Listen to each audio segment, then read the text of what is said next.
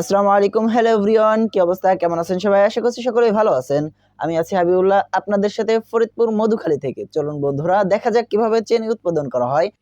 ভিডিওটি শুরু করার আগে আপনাদের কাছে একটা রিকোয়েস্ট রইল, যারা আমার চ্যানেল এবং পেজে নতুন তারা অবশ্যই চ্যানেলটি সাবস্ক্রাইব করবেন এবং ফেসবুক পেজ থেকে দেখে থাকলে পেজটি ফলো করবেন।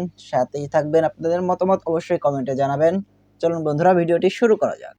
আপনারা সকলেই জানেন যে চিনি উৎপাদন করার মূল উৎস হচ্ছে আখ বা কুসুর। অনেকে আখ বলে, অনেকে কুসুর বলে। এই কুসুর হচ্ছে চিনি উৎপাদন করার মূল উৎস। আপনারা সামনে এই কুসুরগুলো দেখতেছেন অথবা আখগুলো দেখতেছেন, এইগুলো এই রুলারের উপরে এনে ফেলানো হয় আর আস্তে আস্তে এগুলো রুলারে টেনে টেনে ভিতরের দিক নিয়ে যায়। চলুন বন্ধুরা ভিতরে যেও দেখা যাক। আপনারা যেটা দেখতেছেন এটা হচ্ছে রুলার, আর এই রুলারের মধ্যে পিষে তারপরে রসগুলো করা হয়, আর এটা হচ্ছে সেই রস। চলুন বন্ধুরা উপর থেকেও দেখা যাক। উপরে ওঠার জন্য খুব সুন্দর করে সিঁড়ি দেওয়া আছে, আর এই দুই পাশে ধরার তাও রাখা হয়েছে, কারণ এখানে অনেকে দেখতে আসে, অনেক বাচ্চাও আসে মানে গার্জিয়ানদের সাথে। তার কারণ হচ্ছে এইটার মধ্যে কোনোভাবে যদি পড়ে যায় তার অস্তিত্ব থাকবে না, এই কারণে সুন্দর করে ঘেরা আছে আর কি। এই পাশে দেখতে পাচ্ছেন সাবলা এসে পড়তেছে, এই পাশে ওইরকম সেই আখের সুবলা। এইগুলো আবারও পিষা হবে সামনে। এইটা অনেকবার, প্রায় ৩ থেকে ৪ বার এইটাকে মানে ভালো করে নিংড়ে রসটা বের করা হয়। তারপরে হচ্ছে চেনি করার জন্য এই রসগুলোকে জাল দেওয়া হয়। আর এটা হচ্ছে ২-৩টা, ওই পাশে দেখলেন ২টা, এই পাশে আবার ২টা। এই সব কয়টা থেকে আস্তে আস্তে রস বের করে তারপরে ওই যে রুলারটা দেখতেছেন ওইটা দিয়ে এই সাবলাগুলো নিয়ে যাওয়া হয় ওইদিকে। আপনারা ডান পাশে যে স্টিলের বেরেল গুলো দেখতেছেন, মানে এটা এক পদের বেরেলের মতোই, কিন্তু এইটা হচ্ছে অনেক উঁচা আর অনেক বড়। এই বেরেল গুলো দিয়েই কলম মূলত এর মধ্যে হচ্ছে রস জাল করা হয়। চলুন বন্ধুরা একটা আপনাদেরকে দেখাই। এই যে আপনারা যে ভিতরগুলো দেখতেছেন যে রস উতলাচ্ছে, এর ভিতরে কলম জাল করা হয়। আর এইটা লোকজন আছে এখানে দেখার জন্য, তারা কতটুকু কি জাল হলো, কোন সময় কোন মেশিনে পাঠাতে হবে। এটা আবার মেশিনের সাহায্যে আরেকটাতে আরেকটা চলে যায়, এরকম আস্তে আস্তে এগিয়ে কলম লাস্টে এইটাকে আর কি চেনিতে রূপান্তরিত করা হয়। চলুন আপনারা যেই জায়গায় চেনি হয় ওই সাইডে, চলুন ওই সাইডে যেয়ে আপনাদেরকে ভালো করে দেখাই।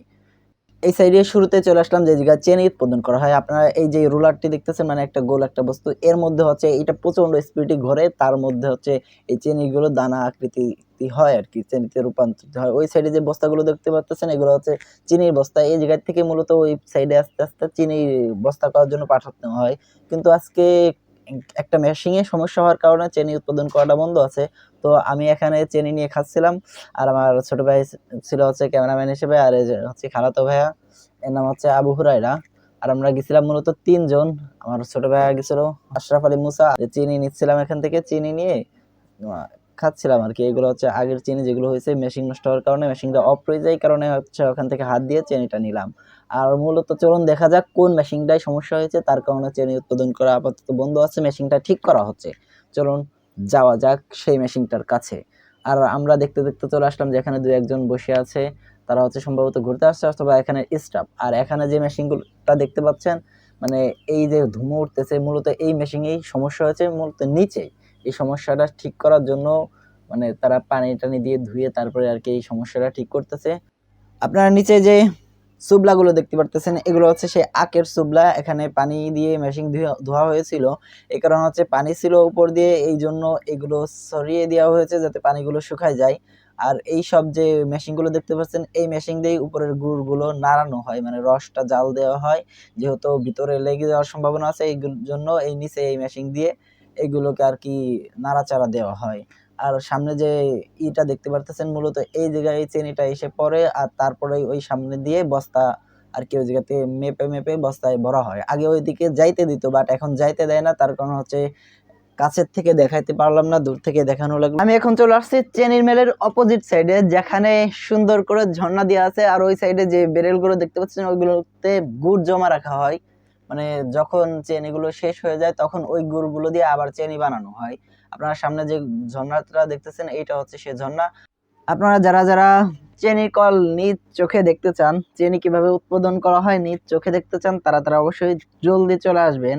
কারণটা হচ্ছে চিনির কল বেশি দিন খোলা থাকে না, এইটা বছরে ২ মাস কিংবা ৩ মাস খোলা থাকে।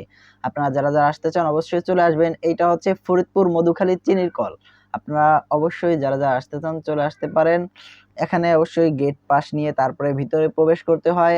আর এই ছিল আজকের ভিডিও। আপনারা সকলে ভালো থাকবেন, সুস্থ থাকবেন। দোয়া রাখবেন আমার জন্য। দেখা হচ্ছে পরবর্তী কোনো ভিডিওতে। ভালো থাকবেন সবাই। আসসালামু আলাইকুম ওয়া রাহমাতুল্লাহি ওয়া বারাকাতুহু।